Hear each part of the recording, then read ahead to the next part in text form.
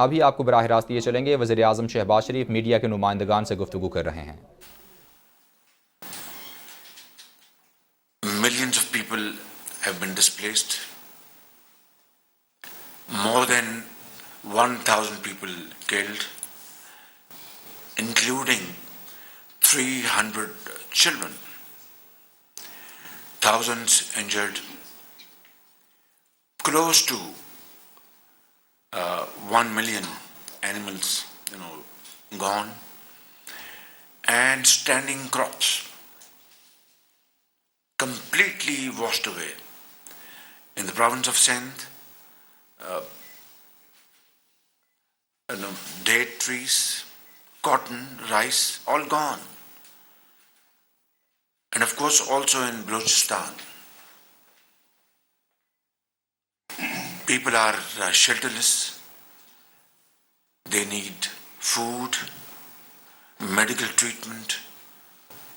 They need potable water. And the government of Pakistan, along with the provincial governments and with our rescue agencies like NDMA and PDMAs, that is equivalent to NDMA in the provinces, and the armed forces of Pakistan are fully committed and in action as I speak to rescue people, provide relief, and they have moved thousands and thousands of people to safe places. You must have seen some glimpse of that situation yesterday. A helicopter was able to rescue a young boy, I think, and I think it could have been either way, but mercifully they were able to rescue him and fly him away. You are also in the field, and you have seen things for yourself. I am seeing it every day. It is a very severe situation, and this catastrophic situation has led to a very, very grim economic situation. We were grappling with a situation which we had taken over 4 months ago, and I'm not going to talk about politics here. It's all about this present situation. But then these floods have added onto our burden and created a very, very complicated situation. The damage to our infrastructure is very vast and is spread all over Pakistan. About 3,500 kilometers of roads have been damaged. Hundreds of bridges and flyovers and underpasses. Electricity is off in many cities. Our ministers, our secretaries are in the field, along with the engineering force of Pakistan Army, trying to repair all these cables, roads, flyovers. 3 days ago, Quetta was completely cut off from Sakha, adjoining city in Sindh. And within 36 hours, our great engineers and officers and workers were able to repair and rehabilitate this communication. Now that is creating lack of access to basic needs of life. We are dealing with a situation which at least I had not come across in my entire political lifetime, even when I was not in politics. We are committing all our resources towards this relief and rescue. And then, of course,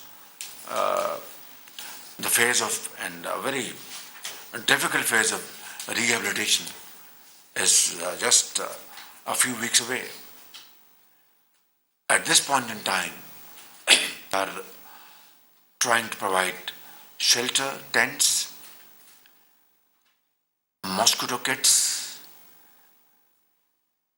potable water, and medical treatment.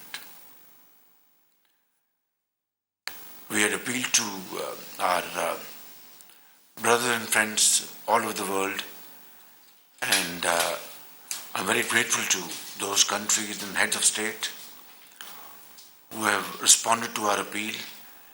And as you know, charter flights are landing all over Pakistan, Karachi, Islamabad, other places. Some countries have started sending important items through rail transportation from Istanbul via Tehran to Islamabad. And the first train has started today, left today Istanbul. Other countries are providing cash, kind. We are all very grateful to all these countries, our great friends, and those who have great empathy for humanitarian cause. And this is a situation which calls for immediate relief and help from global community. I expect that as television channels and mainstream media are reflecting these devastating scenes, I think the response is becoming quicker and very strong, alhamdulillah. Today we have troubled you in this room to let you know. I know you are very well aware of the situation on the ground, but today we'll give you a presentation which will show you what is the situation as of today on the ground in all the 4 provinces. We'll also show you the kind of relief work which is going on under the supervision of federal government, provincial governments, and of course by team effort of Pakistan's armed forces. Dozens of helicopters are in action. Boats are roaming around through shallow and deep water, carrying people, boys and children and women and girls to safe places, providing food, providing milk, and providing medicines. All this is happening, but this needs to be done at a much bigger scale. And this needs to be multiplied by many times. Otherwise, this challenge will remain a challenge till we really reach the last home, the last person, stranded various parts of Pakistan. So, ladies and gentlemen, this is the kind of situation. I wouldn't want to go into details. Yesterday, we have constituted, after thorough consultation, National Flood Response and Coordination Center, which will ensure effective and speedy implementation of all our actions. It will have communication with PDMAs in the provinces, coordinate rescue and relief efforts, and plan for our rehabilitation program. And also coordinate with donor agencies, bilateral, multilateral. I believe today they're going to have, UN is going to have, It's finished. It's finished, done. Done very successfully. But this is only going to provide $160 million. It's triggering others Yeah. already. So I think this needs to be multiplied rapidly. And I want to give one solemn pledge and solemn commitment at my command that every penny will be spent in a very transparent fashion. Every penny will reach the needy. there will be no waste at all, no patronage or political influence will work. That's my commitment, that's our commitment to the people of Pakistan, to our creator and to our benefactors, to our donors and to our supporters. And I'll honor this commitment to the hilt under all circumstances. It's clear that your government is taking this very seriously, but these floods didn't happen overnight. They've been going on for a number of months. As you have heard and you have seen, you have witnessed yourself that this year around, the intensity of rain has been at least 3 to 4 times more than the average of the last 30 years. The moment we were getting this,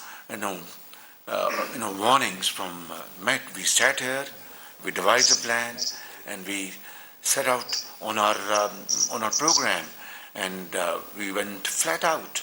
Believe me, all human possible efforts have been committed. We are going to deal with this situation with the support of 220 million Pakistanis.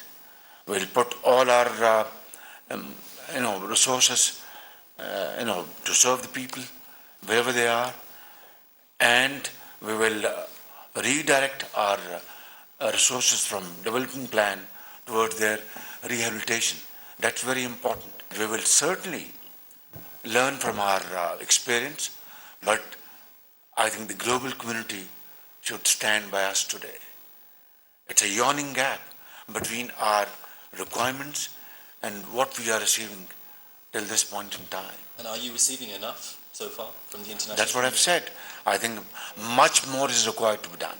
This very serious situation and convey to all the 4 nook and corners of global community what is that we require at this point in time in terms of relief operation and what is required in terms of rehabilitation mode. I think I expect from the entire developed world and other segments of our community to come forward and support us in nation building efforts. That will be their finest moment, and that is what we expect from them.